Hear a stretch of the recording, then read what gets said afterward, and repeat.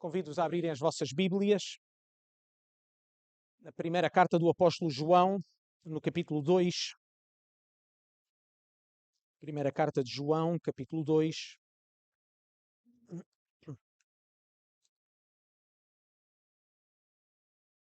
E vamos ler dos versículos 1 ao 11.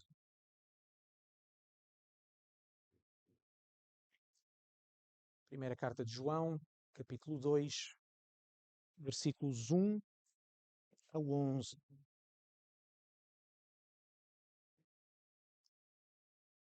Diz-nos assim a palavra do Senhor: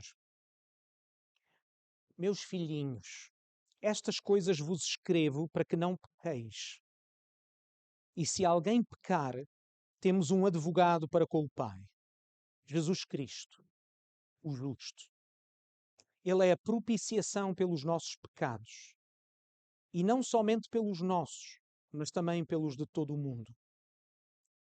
E nisto sabemos que o conhecemos, se guardarmos os seus mandamentos. Aquele que diz eu o conheço e não guarda os seus mandamentos é mentiroso, e nele não está a verdade.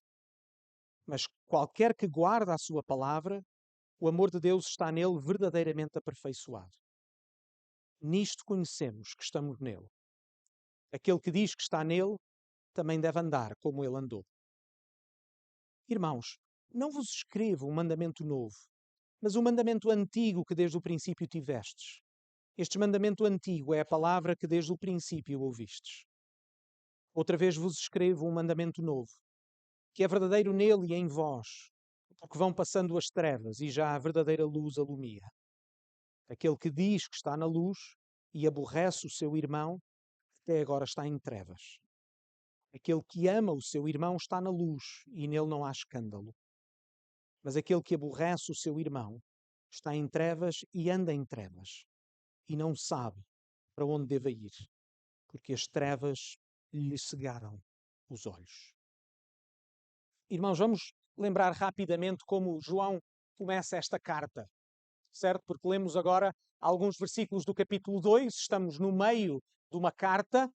Lembrem-se como João começou esta carta. Começou a carta por ancorar a fé cristã, a nossa fé, num facto histórico. Lembram-se, irmãos?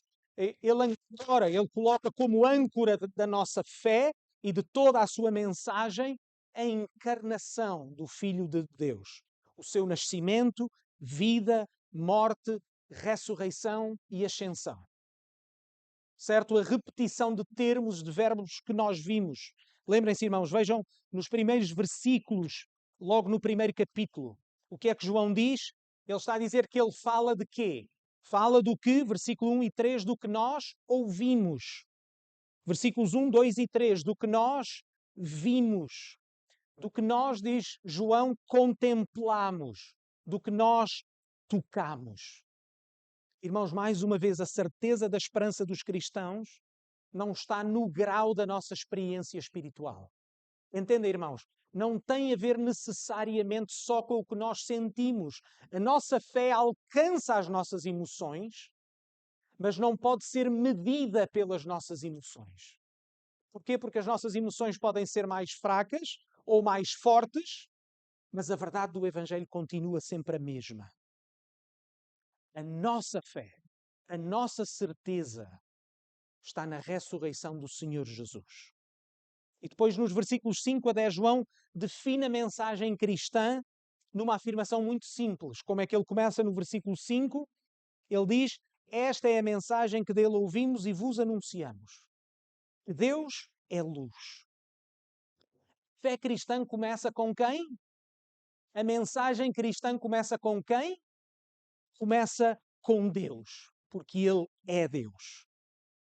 Tudo o que existe neste mundo deriva de quem Deus é. Ele é também o padrão pelo qual avaliamos todas as coisas. Ele é a luz que nos permite ver todas as coisas como elas são, mas Ele também é luz no sentido de que Ele é a medida do que é bom e do que é certo. Deus é luz. Esta é a mensagem cristã. E depois lemos nos versículos de hoje que João continua o seu argumento e as suas exortações. E vamos ver três coisas simples. Número 1, vamos ver uma promessa. Número 2, um teste. E número 3, uma aplicação. Uma promessa, um teste e uma aplicação. Vamos começar pela promessa. Vejam como João começa o segundo capítulo. Irmãos, sempre que eu utilizo, é bom que os irmãos lembrem sempre que eu utilizo estas expressões de capítulos e versículos, as cartas e os livros da Bíblia não foram escritos com capítulos e versículos. Eles foram colocados posteriormente para nos ajudar a ler. Porque se eu estivesse a pregar a palavra, depois seria mais difícil dizer aos irmãos onde estou, certo? Portanto, não é necessário que João estivesse a começar agora um segundo capítulo, mas é a forma como nós o identificamos. Portanto, o texto é inspirado, os capítulos e os versículos não. Mas vejam como começa o capítulo 2. Meus filhinhos, estas coisas vos escrevo para que não pequeis. João já tinha escrito a razão pela qual tinha enviado esta carta. Lembram-se? Vejam o versículo 4 no capítulo 1. João diz, estas coisas vos escrevemos para quê? Para que o vosso gozo se cumpra, ou seja, completo. Agora notem, o apóstolo João não está a acrescentar mais uma razão pela qual ele escreve esta carta. A ideia principal de João até ao momento não se alterou. As escrituras são claras no ensino de que ninguém pode viver em trevas e ser verdadeiramente feliz. Se a nossa salvação, irmãos, consiste em termos sido libertos do pecado, então isso significa que ninguém pode viver em desobediência a Deus e alcançar o gozo que só Deus pode dar. Se o pecado nos mantinha escravos e debaixo da condenação de Deus, ninguém pode alcançar uma alegria permanente enquanto viverem em pecado. Por isso dizer, estas coisas vos escrevo para que a vossa alegria ou o vosso gozo seja completo, ou dizer, estas coisas vos escrevo para que não pequeis, é exatamente a mesma coisa. Porque quanto menos pecarmos e quanto mais vivermos para Deus, alegres seremos. Mas alguém pode perguntar assim, ilegitimamente, se uma alegria completa apenas pode ser alcançada se nós não pecarmos, não é? Quem é que então pode ser verdadeiramente feliz? A luta contra o pecado é permanente, nós sentimos-lo diariamente nas nossas vidas. Nós sabemos que ainda existe pecado na nossa vida. Nós ainda cometemos pecado na nossa vida. E a verdade é que João já tinha, de facto, negado que alguém pudesse ser perfeito. Lembram-se?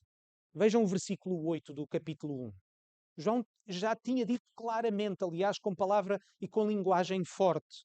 João já tinha dito assim, versículo 8: se dissermos que não temos pecado, enganamo-nos a nós mesmos e não há verdade em nós.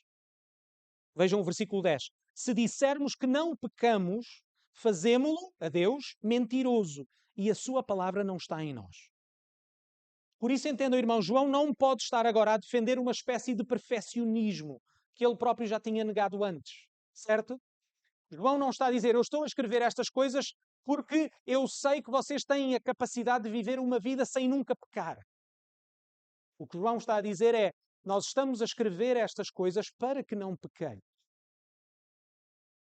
João não pode estar por isso a defender que nós temos capacidade para ser perfeitos. É por isso que nós precisamos distinguir algo que o próprio apóstolo distingue, fazer uma distinção entre pecar e viver em pecado. E esta é uma distinção que encontramos no próprio texto. Vejam o versículo 6 e 7 ainda do capítulo 1. Certo? João diz assim, se dissermos que temos comunhão com Ele e andarmos em trevas, mentimos e não praticamos a verdade. Mas se andarmos na luz, como Ele na luz está, temos comunhão uns com os outros e o sangue de Jesus Cristo, seu Filho, nos purifica de todo o pecado.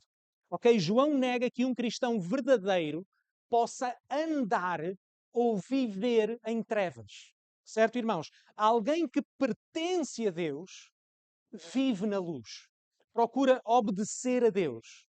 Procura ser como o Senhor Jesus. É por isso que nós temos estas duas verdades paralelas, mas são duas verdades. Número um cristão é alguém que ainda peca, mas que reconhece e confessa o seu pecado. O cristão não é alguém perfeito, é alguém que ainda peca. Mas, ao mesmo tempo, um cristão anda na luz, ou seja, não anda nas trevas. Um cristão não vive ou não permanece em pecado. Por isso, o cristão não é alguém que é perfeito, mas alguém que vive uma vida de contínuo arrependimento. Nas palavras do apóstolo Paulo aos Filipenses 3, 13 a 14, esta deve ser a nossa mentalidade. Irmãos, quanto a mim, não julgo que o haja alcançado, mas uma coisa faço, e é que, esquecendo das coisas que atrás ficam e avançando para as que estão diante de mim, prossigo para o alvo, para o prémio da soberana vocação de Deus em Cristo Jesus. Meus queridos irmãos, a nossa esperança não está no facto de que conseguimos ser perfeitos, mas sim no facto de que, apesar do pecado que ainda há em nós, apesar dos pecados que nós ainda cometemos, nós temos esta promessa. Vejam a segunda parte do versículo 1 e o versículo 2. João diz: eu escrevo estas coisas para que não pequeis. Mas não fica por aqui. Diz assim: e se alguém pecar, temos um advogado para com o Pai, Jesus Cristo, o justo. Ele é a propiciação pelos nossos pecados, e não somente pelos nossos, mas também pelos de todo o mundo. Irmãos, a nossa esperança não está, nem nunca esteve na nossa capacidade de ser perfeitos. A nossa esperança é que, apesar de sermos culpados perante Deus, temos um grande advogado. Esta palavra que está traduzida nas nossas Bíblias como advogado significa literalmente chamado para ajudar. Significa aquele que vem em nosso auxílio. É aquele que é capaz de fazer o que nós não somos capazes de fazer. O versículo 2 explica-nos a forma como Jesus veio em nosso auxílio. Ele é o nosso advogado. Ele é o nosso ajudador. Ele é o nosso protetor. Ele é o nosso consolador. E como é que ele fez isso? Vejam o versículo 2. Ele é a propiciação pelos nossos pecados. Significa que Jesus morreu para pagar a culpa do nosso pecado. Esta foi a profecia de Isaías, que se cumpriu na vida do Senhor Jesus. Quando lemos em Isaías 53, versículos 4 a 6. Verdadeiramente, Ele tomou sobre si as nossas enfermidades e as nossas dores levou sobre si. E nós o reputámos por aflito, ferido de Deus e oprimido. Mas Ele foi ferido pelas nossas transgressões, moído pelas nossas iniquidades.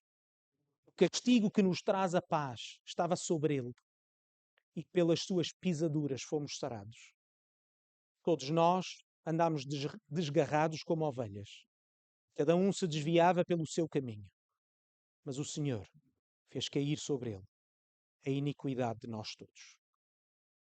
Meus irmãos, na nossa luta contra o pecado, tomemos esta promessa como certa. Quando pecamos, o Senhor Jesus é o nosso advogado.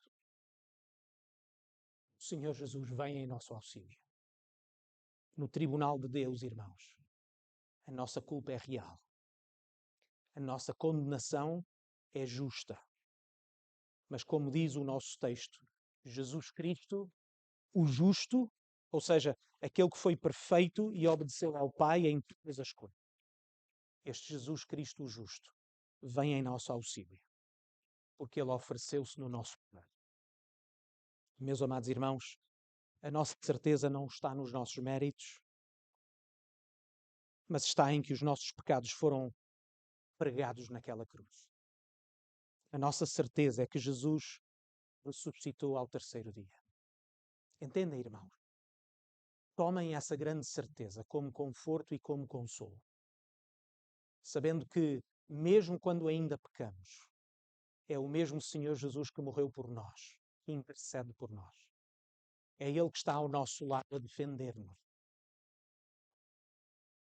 Esta é a mensagem a que nós chamamos de Evangelho. É uma mensagem que não está limitada a um grupo de pessoas, é uma mensagem que não está limitada a uma etnia ou uma nação. É uma mensagem, como diz João, é para todo o mundo. De que Jesus morreu pelos pecados, não apenas pelos nossos, mas pelos pecados Todo o mundo. João não está a dizer que todas as pessoas são salvas, porque ele já tinha dado a condição no versículo 9, vejam o versículo 9 do capítulo 1, se confessarmos os nossos pecados, ele é fiel e justo para nos perdoar os pecados e nos purificar de toda a injustiça. Esta é a condição, é arrependimento. Mas este evangelho é anunciado a todos, de que existe um Deus, de que nós pecamos contra esse Deus, de que por isso mesmo nós estamos condenados perante Deus, mas que o Senhor Jesus fez aquilo que nós não seríamos capazes de fazer. E Ele oferece-nos salvação. Ele oferece-nos paz e reconciliação com Deus. Se confessarmos os nossos pecados, Ele é fiel e justo para nos perdoar.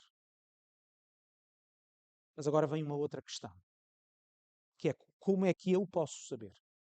Como é que nós podemos saber se o nosso arrependimento é verdadeiro? Como é que nós podemos saber se o Senhor Jesus de facto morreu por mim? Sabemos que Jesus morreu?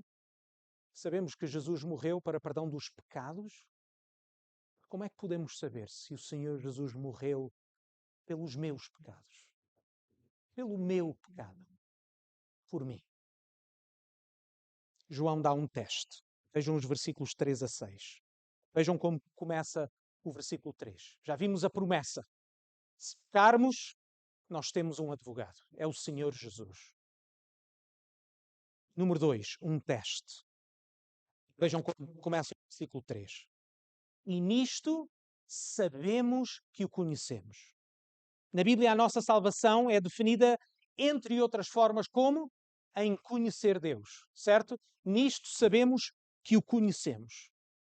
O apóstolo registrou a oração de Jesus, por exemplo, no seu Evangelho, onde lemos, João 17,3, a vida eterna é esta. Ou seja, como é que podemos definir a vida eterna? Como é que podemos definir a nossa salvação? Quando Jesus orou ao Pai, disse isto, e a vida eterna é esta, que conheçam a Ti só, por único Deus verdadeiro, e a Jesus Cristo, a quem enviaste. Esta é a nossa salvação. Sabem, na nossa cultura, nós normalmente associamos o conhecimento à informação. É ou não é verdade? Que é alguém que conhece muitas coisas, é alguém que sabe muita informação sobre uma determinada matéria. Quer dizer, ele sabe muito. Ele tem muito conhecimento. Mas, irmãos, conhecer Deus é muito mais do que saber de Deus. Conhecer Deus na Bíblia é muito mais do que simplesmente concordar com algumas afirmações. Ser cristão é muito mais do que dizer eu sou cristão. Conhecer Deus implica um relacionamento pessoal com Deus. E por isso, a mesma pergunta, como é que é possível saber se alguém conhece verdadeiramente a Deus? Sendo Deus invisível, certo, irmãos? Como é que nós podemos saber que alguém conhece a Deus, que não consegue ver? Por outras palavras, como é que nós podemos discernir se apenas sabemos coisas acerca de Deus ou se apenas professamos alguma verdade, mas na verdade não conhecemos Deus? Irmãos, esta é uma pergunta essencial. É uma pergunta que divide entre a vida e a morte. Como é que os irmãos, como é que nós, como é que eu posso saber que sou salvo? Como é que eu posso saber que o Senhor Jesus morreu de facto pelos meus pecados? João dá um teste simples e prático. Versículos 3 a 6. E sabemos que o conhecemos, se guardarmos os seus mandamentos. Aquele que diz eu o conheço e não guarda os seus mandamentos é mentiroso, e nele não está a verdade. Mas qualquer que guarda a sua palavra, o amor de Deus está nele verdadeiramente aperfeiçoado. Nisto conhecemos que estamos nele. Aquele que diz que está nele também deve andar como ele andou. Meus irmãos, recebam esta exortação e estas afirmações com graça, mas também como verdade bíblica. Notem que João não diz que estas são as coisas que nós temos que fazer para ser aceitos por Jesus. Ok, irmãos? João não diz que estas são as coisas que nós temos de fazer para ser salvos. Certo? João não diz, é desta forma que vocês serão salvos. Certo? Em vez disso, João diz que existem evidências visíveis de que de facto fomos salvos. Estas são evidências da nossa salvação, não são condições para sermos salvos. Diz João, é nisto que nós podemos saber se de facto conhecemos a Deus. Vejam as evidências que João dá. A resposta à pergunta, como é que podemos saber se conhecemos a Deus verdadeiramente? Versículo 3, se guardarmos os seus mandamentos. Versículo 5, qualquer que guarda a sua palavra. Versículo 6, deve andar como ele andou. Agora notem. Notem o que João não diz. João não diz assim. Não é possível saber se alguém conhece a Deus verdadeiramente porque não podemos ler o seu coração. Como não podemos ler o coração de nenhuma pessoa, não podemos saber se a pessoa é de facto verdadeiramente salva. É isso que João diz? Não é isso que João diz. Esta afirmação, queridos irmãos, passou a ser tomada como uma demonstração de humildade espiritual. Eu não posso dizer, a Igreja não pode dizer se alguém é verdadeiramente cristão ou não. Passou a ser tomado como uma certa humildade espiritual. E existe algo de bom que nós devemos preservar nisso. Nós não somos Deus.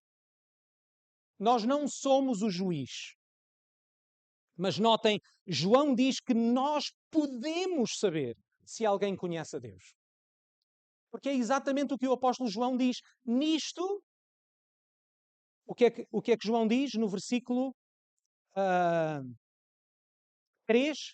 E nisto, o quê? Sabemos. João não diz, e nisto nós não podemos saber. João diz, é nisto que nós sabemos que o conhecemos. É nestas coisas que nós podemos saber se somos de facto cristãos ou não. João diz que nós podemos saber se alguém conhece a Deus. João diz que existem evidências visíveis e práticas de conhecermos a Deus verdadeiramente. João não diz que esta avaliação é infalível da nossa parte. João não diz que esta avaliação é sempre clara em todas as pessoas, mas João diz que podemos saber. A palavra de Deus mostra-nos que a avaliação de quem conhece verdadeiramente a Deus não apenas é possível, mas que deve ser feita. É exatamente o que João está a fazer. E a Igreja deve dar um veredito sobre essa matéria. Vejam o versículo 4. Aquele que diz, eu conheço-o e não guarda os seus mandamentos, é mentiroso e nele não está a verdade. João diz que existe uma medida para determinar se alguém é um falso cristão, ou seja, um mentiroso. Alguém que vive em clara desobediência a Deus não pode ser considerado cristão. Este ensino não é original de João. Ele aprendeu do próprio Senhor Jesus. Lemos, por exemplo, em Mateus 7, 16 a 20. Um texto muito conhecido. Por seus frutos os conhecereis. Porventura colhem-se uvas dos espinheiros ou figos dos abrolhos? Assim toda a árvore boa produz bons frutos e toda a árvore má produz frutos maus. Não pode a árvore boa dar maus frutos, nem a árvore má dar frutos bons. Toda a árvore que não dá bom fruto corta-se e lança-se no fogo. Portanto, pelos seus frutos o conhecereis. Mais uma vez, Jesus não disse só eu sei, ou só Deus sabe. Em vez disso, Jesus diz, pelos seus frutos os conhecereis. Mais à frente, João irá lembrá-los acerca, por exemplo, do amor fraternal entre os cristãos. Vamos ver essa ilustração, essa aplicação. Ele vai escrever acerca de como nós devemos amar os irmãos. Mas agora pergunto-vos, queridos irmãos, como é que nós podemos amar o irmão se nós não soubermos distinguir quem é ou não o nosso irmão? Para João é claro que ser cristão é muito mais do que simplesmente dizer que se é cristão. Ele diz que pode haver uma profissão de ser cristão e a pessoa ser mentirosa. É por isso que, por exemplo, nós temos a prática nesta igreja de usar uma confissão de fé, mas também uma aliança de membresia. Para alguém ser membro desta igreja, precisa de afirmar a verdade, mas também comprometer-se a viver a verdade. Esta é uma prática que tem, por exemplo, o ensino de João como modelo. Na nossa confissão de fé estão expressas as verdades essenciais que nos unem. Nós acreditamos nestas coisas. Na aliança de membresia expressamos a forma como nos comprometemos a viver. em particular, a viver em obediência a Deus. Meus queridos irmãos, é sempre tempo para nos examinarmos. As Escrituras exortam-nos uma e outra vez a examinarmos as nossas vidas, a ver se andamos de acordo com o que afirmamos. E é através deste exame contínuo que nós crescemos de fé. Neste exame contínuo que nós crescemos no conhecimento, que nós crescemos em santidade. Mas para João, este é também um teste para desmascarar os falsos profetas, para desmascarar os falsos cristãos, para desmascarar, como ele diz, os mentirosos. Esta é uma responsabilidade que também foi dada à Igreja. A Igreja não pode, com uma pretensa falsa humildade, só Deus sabe, dizer que não pode saber. Porque as Escrituras nos dizem que nós podemos saber e que nós devemos querer saber. João vai ainda mais longe e une duas coisas que a nossa cultura costuma colocar em oposição: a autoridade ou a submissão e o amor. Vejam o versículo 5. Qualquer que guarda a sua palavra, o amor de Deus está nele verdadeiramente aperfeiçoado. É também um ensino que João aprendeu com Jesus.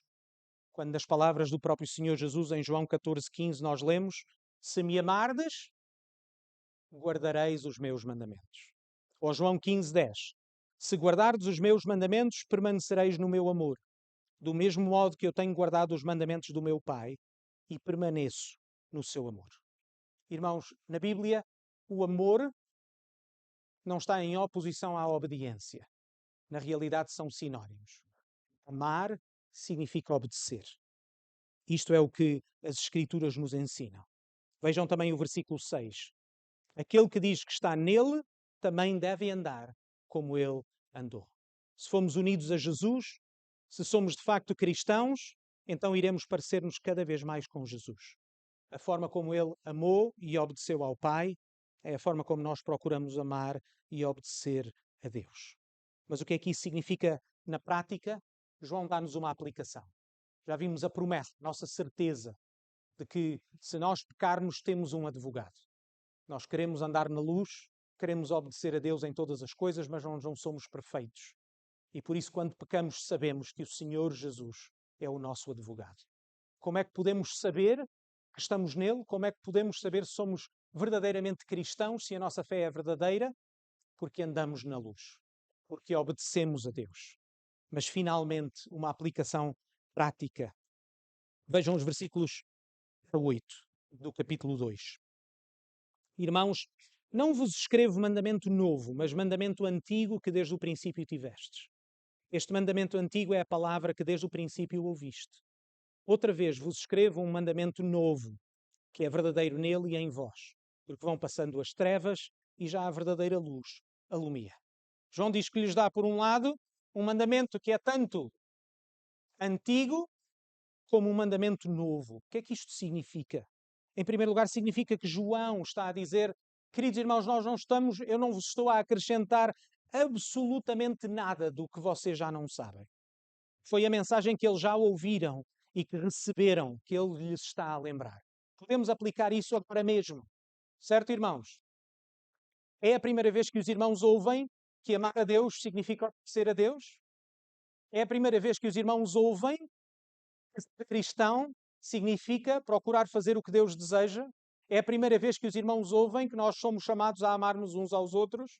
Não. É a mensagem que nós sempre ouvimos. É a mesma mensagem. Portanto, João está a dizer, esta é uma lembrança, não é um mandamento novo. Mas, ao mesmo tempo, esta mensagem é também um mandamento que Deus já tinha dado. Deus não mudou. Quando lemos, por exemplo, a lei que Deus deu a Moisés, ao povo de Israel no deserto, é isto que nós lemos. Deuteronômio 6,5. Amarás, pois, o Senhor teu Deus de todo o teu coração, de toda a tua alma e de todo o teu poder. E depois em Levítico 19,18. Amarás o teu próximo como a ti mesmo.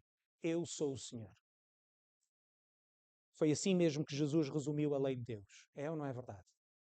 Quando lhe perguntaram em Mateus 22, versículo 36 e seguintes, Mestre, qual é o grande mandamento da lei? Como é que Jesus responde? Lemos nos versículos 37 e seguintes. E Jesus disse-lhe: Amarás o Senhor teu Deus de todo o teu coração e de toda a tua alma e de todo o teu pensamento. Este é o primeiro e grande mandamento. E o segundo, semelhante a este, é: amarás o teu próximo como a ti mesmo. Destes dois mandamentos dependem toda a lei e os profetas. Por isso, João não lhes está a dar um novo mandamento moral. João não está a dizer: olha, agora vou-vos acrescentar alguma coisa que ainda não vos dito. Não, ele está a dizer: esta é a mesma mensagem que sempre foi anunciada, este sempre foi o desejo que Deus teve, esta foi a mensagem que vocês já ouviram antes. Mas João também usa a ideia aqui neste texto de um novo mandamento. Esta linguagem que João usa é, mais uma vez, um reflexo do ensino que ele ouviu também do Senhor Jesus. Lemos, por exemplo, em João 13:34, quando Jesus fala e diz: um novo mandamento vos dou, que vos ameis uns aos outros, como eu vos amei a vós. Também vós uns aos outros vos ameis. Ora, se o mandamento de amar a Deus e ao próximo não era novo, notem que a medida ou o padrão que Jesus oferece é diferente, é maior. Na lei que Deus deu através de Moisés, o mandamento é que nos amássemos uns aos outros como? Como nos amávamos a nós. Mas Jesus introduz um novo padrão pela qual devemos medir o nosso amor. Que vos ameis uns aos outros, diz Jesus, como? Como eu vos amei. Jesus, a maior expressão do verdadeiro amor. Jesus, a medida para a forma como nós nos devemos amar uns aos outros.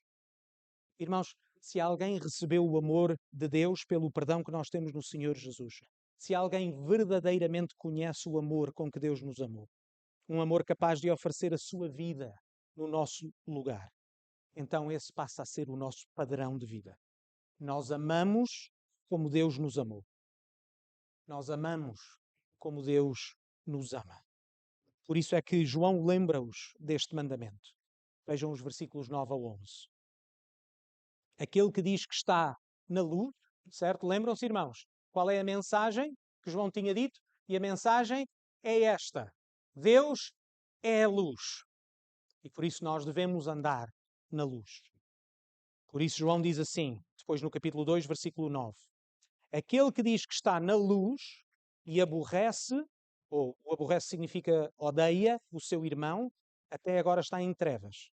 Aquele que ama a seu irmão está na luz e nele não há escândalo. Mas aquele que aborrece a seu irmão está nas trevas e anda em trevas e não sabe para onde deve ir, porque as trevas lhe cegaram os olhos. João volta a fazer este uso de imagens de contraste, que são muito típicas em João, para nos ensinar, para nós podermos entender a luz e as trevas, o amor e o ódio. Ele usa tanto afirmações positivas como negativas, para nós entendermos de forma completa. Ele quer que nós vejamos a realidade como uma dicotomia clara. Todos têm, sem exceção para João, estar numa ou noutra categoria. Ou andamos em luz, ou andamos em trevas. Ou somos de Deus, ou não somos dele. Meus irmãos, que bom se a nossa igreja pudesse ser reconhecida pelo amor que temos uns pelos outros. Um amor vivido numa unidade, fundamentada na verdade. A verdade da ressurreição deve ser visível hoje mesmo na forma como a igreja vive. A nova vida que Jesus nos deu deve ser uma vida em que nós não mais vivemos em pecado. A nova vida que Jesus nos deu deve ser uma vida em que a obediência a Deus passa a ser visível na forma como nós pensamos, na forma como nós agimos. A nova vida que Jesus nos deu deve ser vivida e visível na forma como amamos a nossa nova família, os nossos irmãos e irmãs em Cristo. Citando mais uma vez as palavras de Jesus, ler o que Jesus disse logo de seguida. Jesus disse em João 13, 34 e 35, um novo mandamento vos dou, que vos ameis uns aos outros, como eu vos amei a vós, que também vós uns aos outros vos ameis. E depois acrescenta estas palavras: Nisto todos conhecerão que sois meus discípulos, se vos amardes uns aos outros. Meus queridos irmãos, hoje, mais uma vez, como todos os domingos, nós anunciamos que o Senhor Jesus ressuscitou. Ele ressuscitou corporalmente. Ele está vivo. E uma das evidências da ressurreição é a Igreja. Nisto conhecerão que sois meus discípulos, se vos amardes uns aos outros. Vamos orar.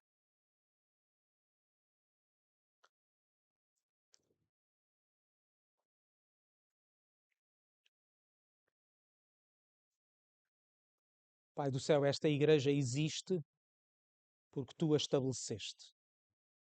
Foste Tu que nos chamaste para Ti. Foste Tu que nos salvaste.